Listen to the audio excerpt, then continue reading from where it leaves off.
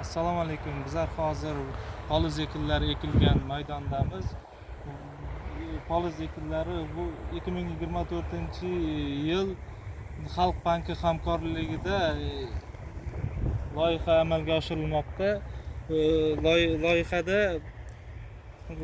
Loyihada Qoraqalpog'iston Respublikasi Beruniy tumani Turon Mufida joylashgan bo'lib, 10 ta tadbirkor 10 ta dehqon xo'jaliklariga 1 gektardan bo'lib berilgan.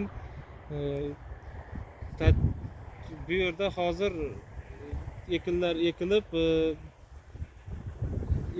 ekilib mineral o'g'itlar berish jarayoni amalga oshirilmoqda.